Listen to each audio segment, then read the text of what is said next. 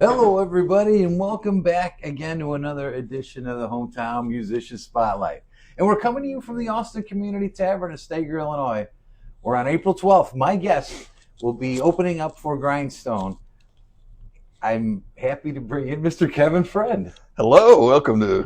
my friend. Good How to you see doing, you. brother? Doing Good, great, good. thank you. You've got some stories to tell. I got so many. I got so many. I can only So many imagine. rock and roll stories. Yeah. Well, let's start from the beginning.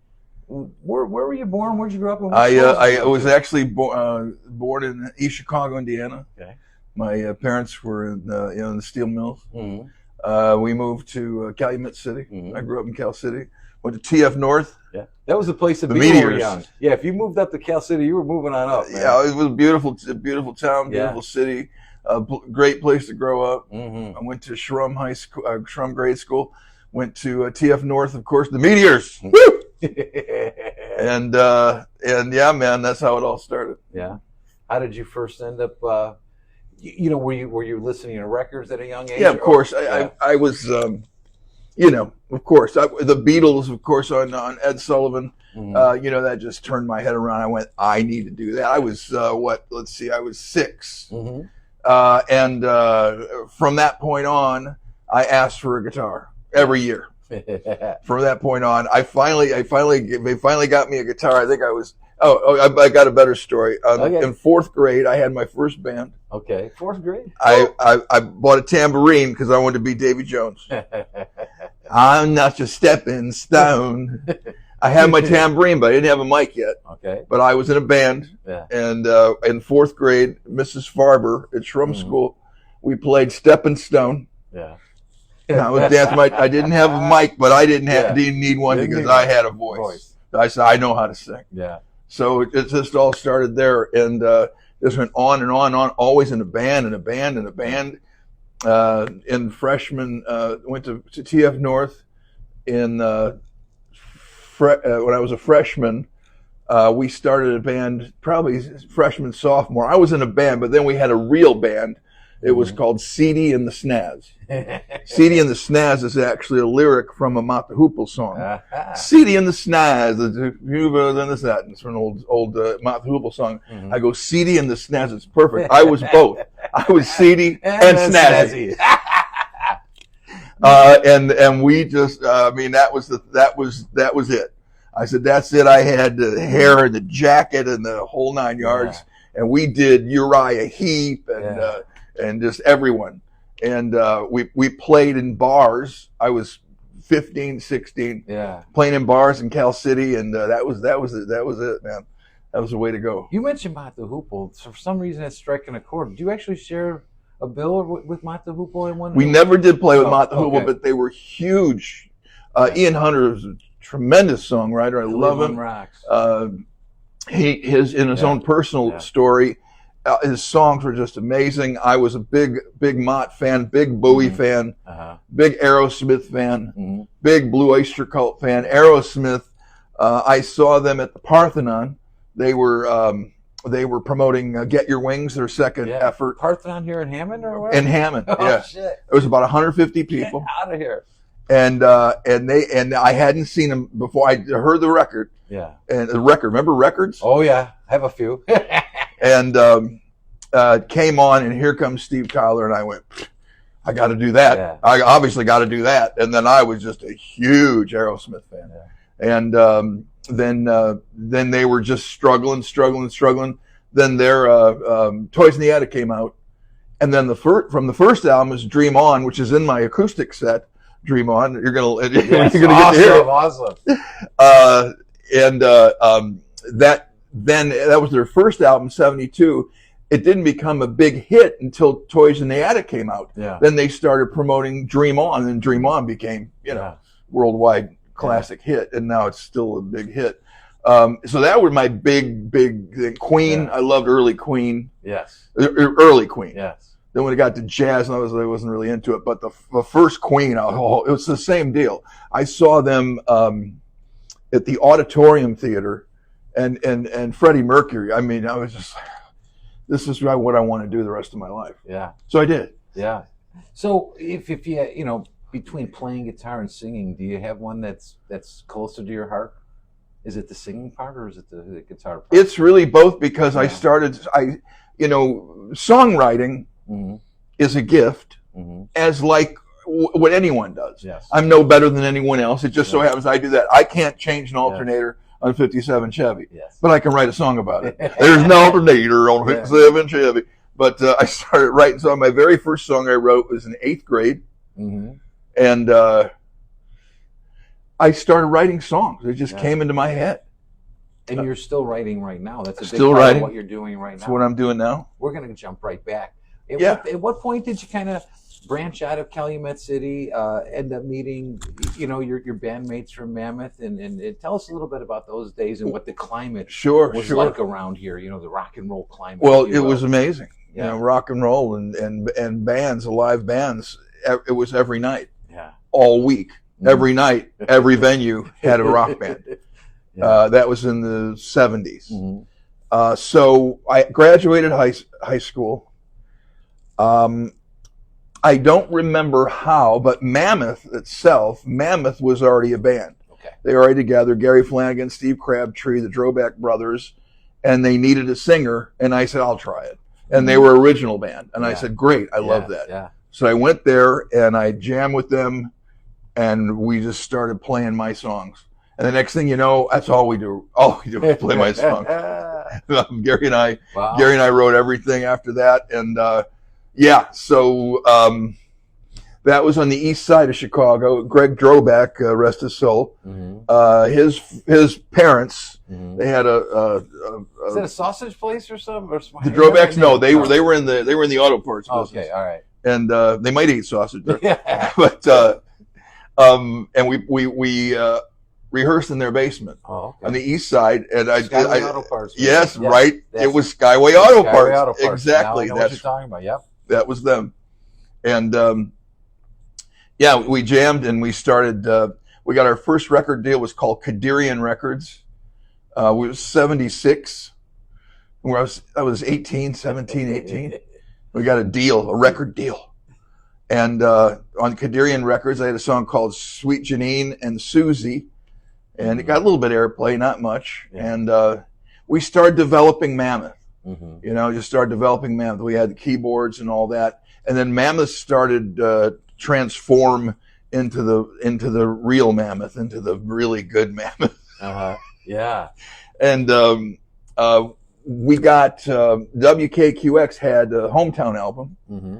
And we our song "Flight of the Warrior," and that's another one of those songs. It just came out of my head. It's about kings and queens and warriors. And I'm from Cal City. I'm like, so some old dude was channeling through me, kings and queens and guillotines. But on things in that and war and this, I was like, it was just an amazing song. I didn't write it. Somebody through me wrote it. But and KQX went, yeah. We got free studio time at Universal Studios downtown, and that was the place to go. Yeah. That was where everybody went. I mean, all the big wigs that came into town, all the commercials, everything they recorded at Universal Studios. Mm-hmm. So we recorded Flight of the Warrior. It was on the second hometown album. Mm-hmm. And we were on the KQX album was the concert was at the Uptown Theater. Okay. Now I'm 18. We're playing at the Uptown Theater, 18, 19. We're playing at the Uptown Theater, playing our own music. Wow. And we looked really amazing. Cool. Yeah, right.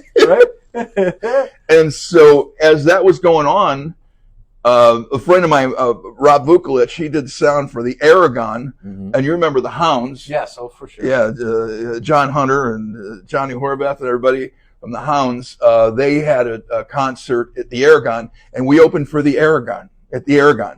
78, so what, I was 20. We're playing at the Aragon. Now, this is where, when I was in 72, I started going there for concerts. So I saw Aerosmith and Blue Oyster Cult and UFO, and I playing on the Aragon stage. I went, well, I've made it. He made it. I've made it. And so that happened. So then we did the Uptown concert with KQX and Jam Productions, Arnie Granite and Jerry Mickelson, Jerry's still with Jam. They saw us and went, boys, I'm going to make you a star. So they said, we want to manage you or whatever you want to call it. And we said, okay. So wow. Okay. So we played Park West. Mhm. We opened for Montrose at the Park West. I'm 21. Opened for Montrose at the Park West, like, and then we played, Park West and Uptown and all that stuff. We played the old Chicago. Remember that old in out in Bolingbrook? Yeah. We played there. And then the Point East came out. Yeah, I think I saw it. The Point East and Linwood. I think I was a year or two underage too. Yeah, everybody was. And we started playing. The guy who ran originally, Dave Foster, Time Lounges did after Dave Foster, but Dave Foster ran the place, and he was our manager. So whenever anybody came into town, we opened for them. Yeah. Humble Pie, you name it. Any bands that came into town, we opened for them. And what a riot that was. Yeah. That place was the Riot House. And talk about a party. I saw some things in there that opened up my eyes before I was able to drink. Yeah. Of drinking age. Yes. Yeah, and that place, I slept there. That's how much we were there. We were there. We played there like every other week practically, which is what a great theater. Like 8-foot ceilings and the lights and the sound. Rob Vuklich, my buddy from LA, he did the sound there, and then Tommy Lounges took over. He started running it, and the same thing. Man, every band that came into town, every comeback band played at the Point East. That was the place to play. Lemmy Motorhead came. Yeah. We were opening for Lemmy. And we're like, yeah, our life was just like, yeah, whatever. You want to open for Motorhead? Yeah, okay, I guess. Who? Motorhead? Oh, Lemmy? Sure, man. I'll meet Lemmy. Hell yeah. Hey, we'll vote. Yeah, okay. We saw it's a 4 vote. We said yeah. So we're gonna open for Lemmy. And Motorhead's like, how cool. So we go in, and we're there early, of course, and set up and shit. And here comes Lemmy, pulls in the bus. Lemmy comes in. He comes in, he goes, PA's too small. Fuck it. Oh, excuse my language, can I say that? That's no problem. He cussed. And he got in the bus and took off. Really? So we did the whole night. So Mammoth did the whole night. Wow. And, I got a great story, too, with the Humble Pie. Steve Marriott was there, and he slammed his hand in the dressing room door. And he couldn't play. So Bobby Tench was his guitar player. Yeah. So then we had to do the whole night that night too. Yeah. And because we were opening for Humble Pie. Yeah. And so Bobby Tench comes out on stage. We did like a 20-minute version of 30 Days in the Hole. It's amazing.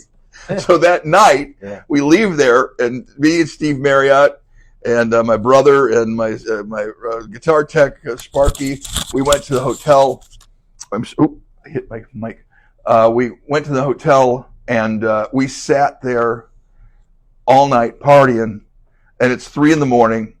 No drugs, no girls, no booze. Me, Steve Marriott, sitting on a bed watching Sea Hunt on WGN. Remember that show?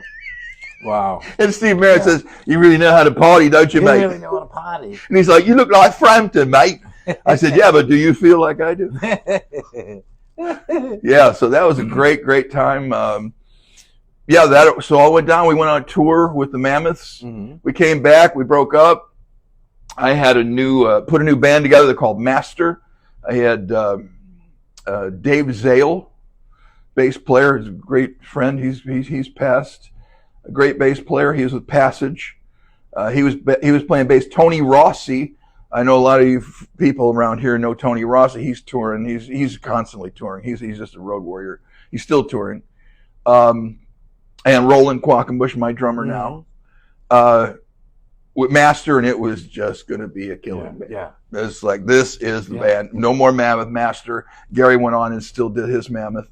But it was the week before we were going on tour.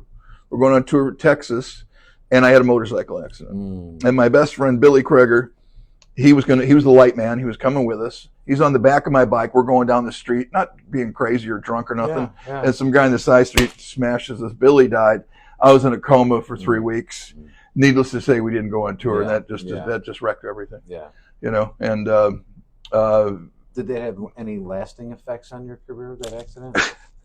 Well, it messed up everything because I had to start all over again. Yeah. I had heavy brain trauma. You might be able to still tell that. And, leg slaughtered, and they were going to cut my leg off, whole 9 yards. So this was, everybody was just devastated, to say the least. I was 24. Wow. And just everybody was and it ruined everybody else's life too, because we were all going on tour with the crew and everything. Yeah. So that didn't happen, obviously. It's just, and lo and behold, so I couldn't really talk much. I lost my memory. I didn't know any songs. Yeah. I didn't know how to do anything. I was just like one of those kind of things. Wow. And I just kept coming back and coming back and coming back. And oddly enough, 1 year after that, almost the exact day, it was July 12th in 82, almost July 12th of 83, I played Jesus in Godspell in the Chicago Heights theater production. And talk about full circle. Wow. Die and come back. Yeah. And it was just, oh, wow. It was crazy. I'm glad you brought that up, because I've known you a little bit less than a year, and every morning people that know you get to see this beautiful, inspirational message. Yeah. Always uplifting. Is that the Kevin Friend that's always been Kevin Friend, or was there an evolution into the Kevin Friend that? Well, it's funny because I'm a couple different people. I'm not a Bible thumper. I don't go, you must believe in Jesus. I'm not one of those guys. Do you know what you're going to do when you die? Yeah, you're going to go in the ground. But I don't do any of that. But as far as the inspiration, that started when I started getting sober, which it'll be 9 years in April, and my life was just a mess. And one day I got on my knees. I said, Lord Jesus, I'm done. This is yours. I surrender. And I promised him that I would share my testimony every single day. So that's what I do. I pray in the morning. I come up with, whatever. It might be something I've already said. I go back and I look, but something about it's all the same thing. It's all about love. It's all about loving each other. It's all about walking in faith. It's all about trust. It's all about surrender. And the day I surrendered was the day I was free. All the shackles have just fallen off of me, and literally, it's not every day. Almost every day for, this will be, I think, 8 years. It's 2017. How many is that? 8, 9, and 7. It'll be 9 years. I've written those inspirations, and and it's odd because it's like it's me, but I don't walk that. I'm not like, oh, you got to believe in Jesus, something like that. But it's part of me. Yeah. It's a huge part of me and my soul. But then I'm also a rock and roller, and I'm just the regular guy who goes and gets a gas station and things like that, talks like this. You know what I'm saying? From Scout City, from the South Side. But that's just, it's really strange. It's almost like a messenger. Yes. Like a calling and a messenger. And, people initially, oh, Kevin, Fred, Jesus, I say, whatever. And I always tell people this. I say, you do you. Yeah. But believe in something. Yeah. But you do you. I'm not telling you what you need to do. I'm not telling you got to do this. Yeah. But if in the morning, if someone says to me in the morning, they say, I really needed that. You know how good that makes me feel.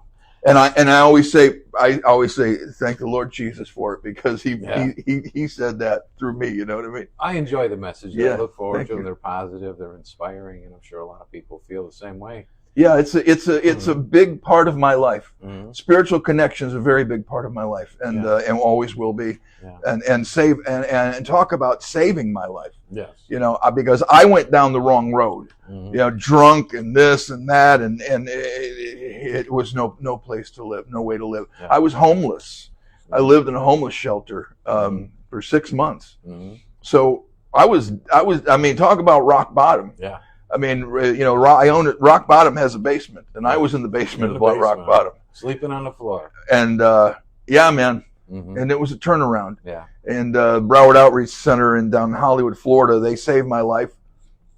I came back around and started messing up again, and I went to JC Recovery House in Hollywood, Florida, and they saved my life. That was when I really came back and stopped drinking and did all that. So, yeah, it's been quite a ride. Yeah. So since then, these last 9 years, you're obviously doing a lot more performances. What's your preferred live performance? An outdoor venue or an indoor venue? Do you have a favorite setting? We played a lot of great places. My very favorite venue of all is the Park West. Okay. Park West Theater. Outdoors is wonderful. I know a couple of years ago we were able to open for Dokken any place where there's a bunch of people. Yeah, I don't really care. Right, yeah. So after the Mammoth thing, and after I got back from the accidents and all that shit, I joined a video band called 21 Summers. And this was Reed Brody, who worked for a company called Editel. They do a post-production house in Chicago. Anybody that did commercials and things like that, Editel did their production. So Reed put a band together. He wanted to put a band together. I saw, I think in the Reader, Chicago Reader, they were looking for a singer. I was still on crutches. I still have a thing, but I got out and I auditioned. He goes, well, it's original music, and he says, well, we're not sure, blah, blah. I said, well, I'm not going to have a broken leg forever. And so maybe a month came by and he goes, okay, come on, you can join. So we were in this band 21 Summers. This was just a video band. Okay. But now the key to that is it was Editel. We got to use all their gear, and he ran the place. So we did like a $50,000 video for free. Wow. Literally. And we sent it to MTV Basement Tapes. Yeah. And they went ding, ding, ding. And we won the Basement Tapes. Wow. So I wasn't aware of that Basement Tape. So that was kind of like yeah, MTV had this thing. It went on a couple of years. You send in your video. Yeah. But we had a great produced.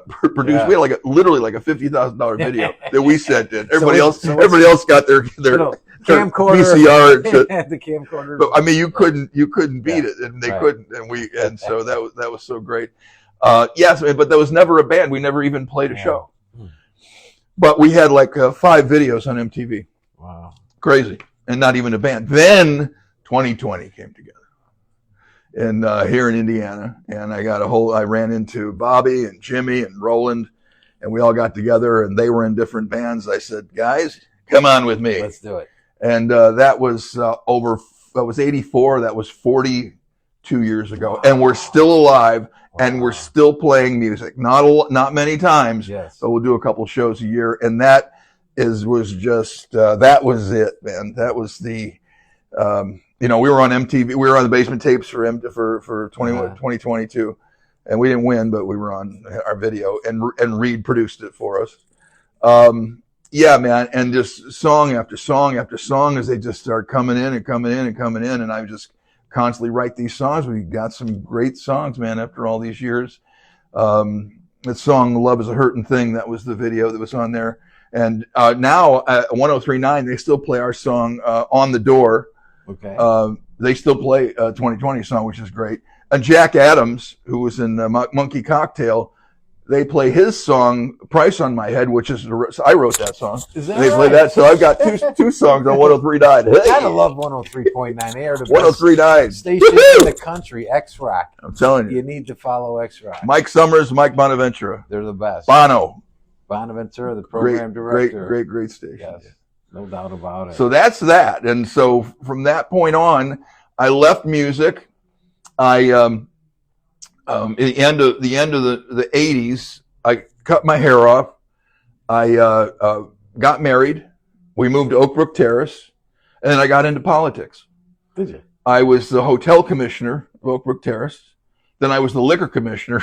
Wow. You go in the bars. Yeah, let me check that Absolute. Yep. That tastes pretty good. Let me try that Jack Daniels. And I got a badge. Give Kevin a badge. That was an idea. Stinking badge. Reggie Nobody stinking badges. And I'm like, yeah, let me check that Jack down. Make sure you aren't watering it. Hey, try that again. I wasn't really that bad, but I wasn't the liquor commissioner, but I was in the liquor commission, and I had a badge. That's all that mattered. And then I had my own business. It was a DJ service, wedding DJs, all that stuff. My buddy Sam Tabas, who just passed last year, rest your soul, brother. We had a business called Apple DJs. And I'm married. We got an office, and I got short hair. I'm in politics. Like, what? Wow. What? And so You reinvented yourself. I'll tell you, then the mayor of Oak Brook Terrace, his real estate business is in our building, our DJ service building. And he says, "Hey, Kevin, listen," he said, "why don't you run for mayor?" I said, "What?" He goes, "I'm retiring. Why don't you run for mayor?" I go, "Okay." It's like Chad from Saturday Night Live. Oh, yeah. Okay. So I ran for mayor of Oak Brook Terrace. Wow. And I didn't win. I knew I wasn't going to win. Pretty cool. Yeah. Yeah. And then my wife, and then we had a business called Bride's Check, which was a wedding vendor Better Business Bureau. Oh, and we wanted to get that nationwide. Yeah. We didn't have enough money. We needed another $1 million. Yeah. We didn't have it. Yeah. You don't, do you? Yeah. Hey, you got a couple bucks you can knock it in. And so then my wife said, "I have an opportunity to work in Miami. Do you want to move to Florida?" And we were in Chicago in the winter. Yeah. And I said, "Well, of course I want to move to Florida." Yeah. And I'm running for mayor.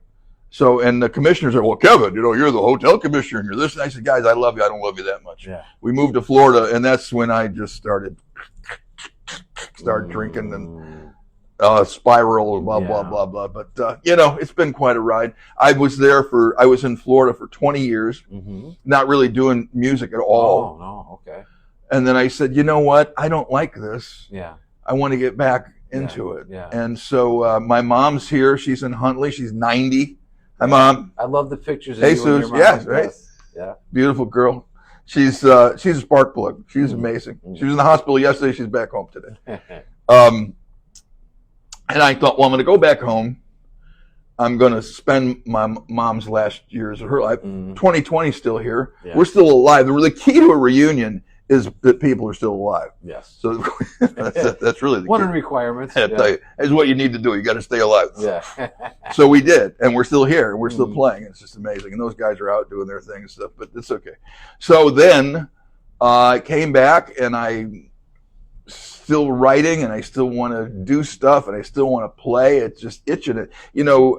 Joe Winters, who's a dear friend of ours from Steepwater, the drummer, we were together the other night, and he just said, "It just burns inside you. It never stops." So I said, "Yeah, right. It never stops. It just burns inside you. You've got to do it." I've always been an entertainer. I've always been a people person. Yes. He's a people person. I've always like, hey, Kevin Fred, how you doing? Good to see you.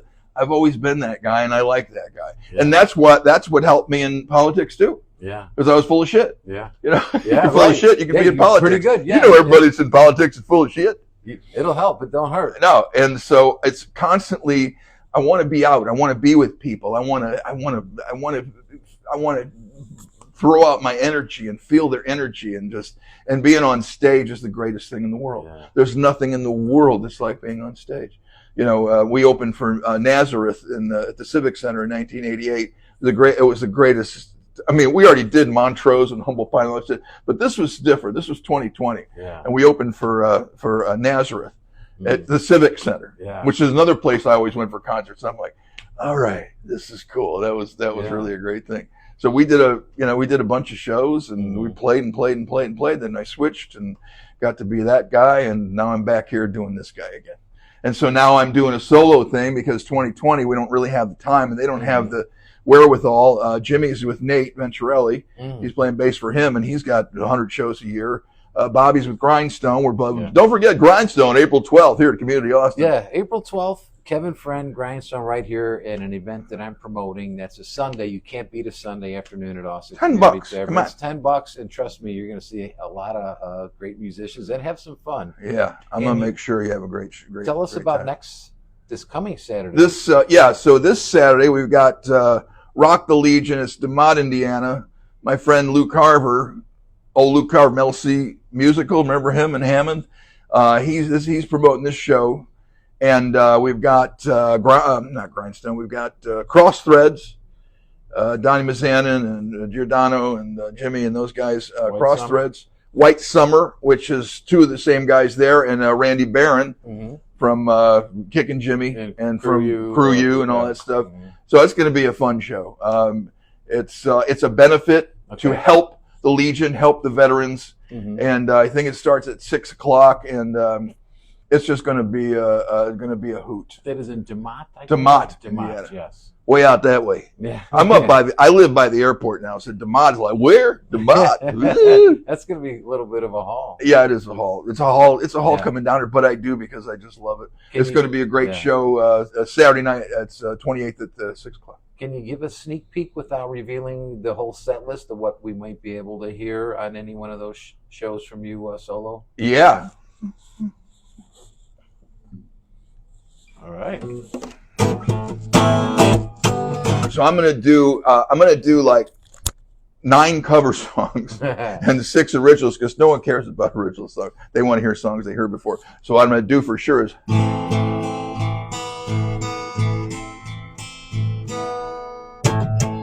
Every time that I look in the mirror, all these lines on my face getting clearer. The past is gone. He's way back like dust down. Isn't that the way everybody's got to do in life away?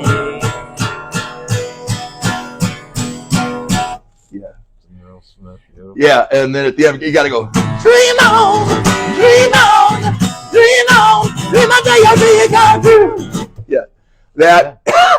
I've got a lot of cool cover songs. I got Day After Day, I'm so confused, so everybody can sing. Oh yeah, that'll be great. I look for the light in the pouring rain. You know that's a game I hate to lose. I'm counting on you to carry me through. Everybody say, give me the beat, boys, and free my soul. Wanna get lost in your rock and roll and drift away. And do some of that and a bunch of other covers that everybody knows.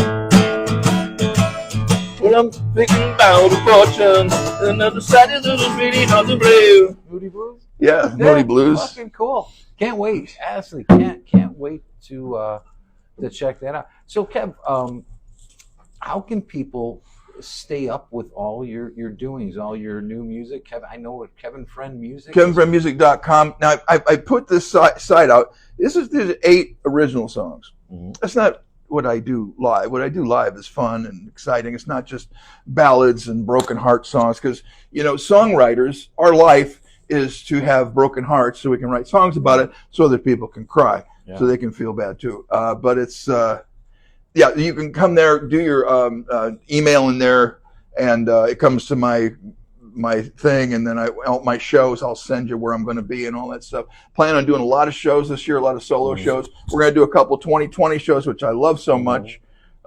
This year we don't have everything set right now, but we're going to have a couple shows. Roland just has this need, just did a new knee, so he he couldn't play for a bit.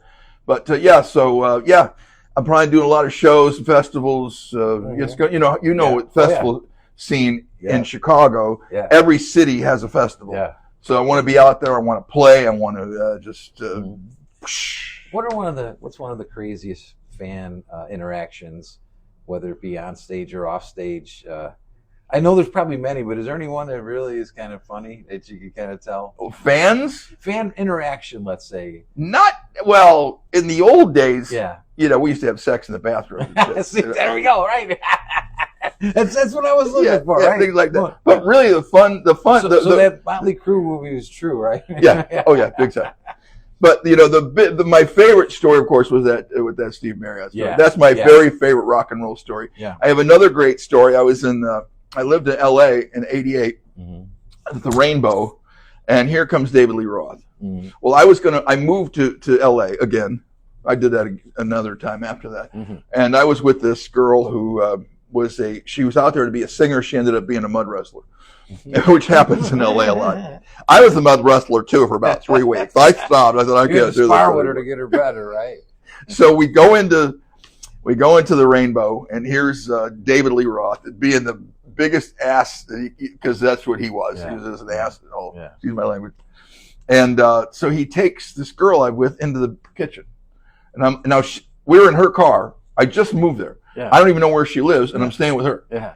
And he takes her in the kitchen, and I'm like, so the bar's closing, and he's got like a bouncer at the kid. I said, look, guy, whatever. I don't care. All I know is I'm with this girl, and I'm staying with her, and I don't know where she lives, and she's got the car. Yeah. So the great story about that is I beat David Lee Roth in a Chevette with the girl. And he had the 7 limos, Yeah. and, spotlights. That's funny. That's one of my favorite stories. Yeah. If you had a venue that you've never ever played at, whether that venue still exists or not, is there like a dream stage? Honestly, my very favorite is the Park West. I'd love to play there again. That is my absolute very favorite venue of every place I played. Yeah. Any big theater. The St. Augustine Amp, I'd love to play. That's a great place. Okay. Any big amp or anything. But honestly, of all the places I've been to and have played, Park West number 1 in my book. Gotcha. And you guys who've been there or even gone to shows there, that's just a very cool, very intimate. It's about 900 seater. It's a Vegas thing. There's like cushions and couches, and it's just so cool. I love it so much. And then we were kids then. And Jam was with us, and that was just a very fond memory that'll always stick with me. Not everybody likes to answer this hypothetical question, but if you could trade places with another musician or singer for a whole weekend, whether that person still is alive or not, or at the very least nudge a certain person out of a band and be with that band for a whole weekend, is there? Oh boy, that's a tough one. Yeah, not everybody has an answer for that one. No, I'd really have to think about it. I mean, I would have loved to have worked with Bowie and Queen and I guess Aerosmith. Yeah, that would be maybe Steve Tyler for a night. Yeah, there you go. See, that's what I'm kind of looking for. You know who else I love too is Blue Oyster Cult. I love Blue Oyster Cult. Yeah. Way before Don't Fear the Reaper, the Wind. Way before that, back in Secret Treaties, I was a huge Blue Oyster Cult fan. Such great songs, great. I still love them. They're still on tour. Everybody's on their Geezer tour. Yeah, they're on their Geezer tour. My sister went to see them when they were with Steepwater last year here. There you go. Blue Oyster Cult. I think Steepwater opened up. And, I interviewed Salamander Drake, and I had the indignation you'll call it when I asked them how they got the name for their band. I didn't know that Salamander Drake was a Blue Oyster Cult song. I had some killer tunes. Yeah, they were like evil, evil, kind of mystical, and loved Blue Oyster Cult. But I would say to take place with Steve Tyler. And then I understand they're going to be playing again. I know he's back. His throat's a little better, and they're going to play again, and it's just amazing. He's 78 or whatever the hell it is. And all the that just blows my mind. Yeah, 78, 80, touring. When we're 20, 30, 78, that's our great grandpa, and they're certainly not in Aerosmith. Right, exactly, right. So we got Def Leppard and Journey with that Ariel, whatever his name is, the Philippine guy who's got a great voice. Oh, yeah. Sounds a lot like Steve. Oh, yeah. Steve, of course, was the man. But, and everybody that's, the Stones, for God's sake, touring, it just blows my mind. Yeah. So I'm not done yet. Yeah. I'm 68. And I'm planning on coming back around, another round of rock and roll. Lastly, is there anybody, before we kind of wrap it up, anybody along the way that maybe gave you one big break, or one person that believed in you when you needed it most? Or I think Jam Productions. They were like, we're going to make these guys big stars, which of course didn't happen. And that's another thing, kids, stay in school. No, but when Joey Winters from Steepwater and I were again talking the other night, and he's that same thing. They're on that rate. Steepwater is a tremendous original band. To me, they could be huge. And they opened for Jovi at the big theater there, and and they're to me they're always like at the brink. Those two guitar players, Jeff and Eric, and Joe and Joe Bishop, and that's just, they're just an amazing band. I absolutely love them. I'm planning on doing shows with them this year. We're going to work some of that out. And but Jam Productions, they believed in us. Women in my life, they believed in me. They didn't really want to, but they had to, because I forced them to believe in me. My grandparents, who raised me, my mom, they believed in me, and just the whole scene, and going through all the people and the music and the bands and the rock stars, and it's just all just a trip. Yeah. And I don't want to stop. Yeah. I don't want to stop. Yeah. And I'm not gonna. Well, don't. I want to see you play until we're both too old. So, all right. Well, this is gonna wrap it up for this edition of the Hometown Musician Spotlight. Thank you, Paul. And how about a nice hand for Paul? Puts this thing together for us, and he brings the music, bring our local scene together, and that's what it's all about. The scene here in the Cal region is just so beautiful. So many great musicians, so many great bands. And now the music business, everything's a tribute band. It's a tribute band. Tribute, cover, tribute. I was never into that scene. I never really wanted to be anyone else but myself. But you got to go with the flow. Now, the Echoes of Pompeii, Tom Vienna, he and I were in a band in high school. He was in CD and the Snaz. Wow. Echoes are great. Kashmir, they're great. The cover bands, Grindstone, love them. There's so many good bands, and really so many good trib bands. And the thing is, everybody want to go back. Yes. They want to hear what they heard before. They want to hear that again, and they want to see somebody who kind of looks like the guy who did it. Right, exactly. That's everybody. All the gigs are going to trib bands. All the gigs are going to cover bands, because people want to hear music they heard before. Yes. I'm going to do original song, and they go to the bathroom. Original? What's that supposed to mean? You mean you wrote this yourself? Was it ever on radio? But still, music is huge. It's full. It's lovely. It's a God-given gift, and here we are to still embrace it, be in it, and be a part of it. And you're one of them. Thank you, one of the brother. guys. I appreciate it. All right, my brother. I appreciate it. Well, don't forget to catch him next Saturday here, or this Saturday at DeMott at Legion, and the 12th we're going to be here, and I got shows that's coming up, and come in my site, and I'm going to tell you all about it. Beautiful. And see what happens next. In 2022, I love you guys. Yes. All right, and until next time, peace, everybody. See you guys. Thank you.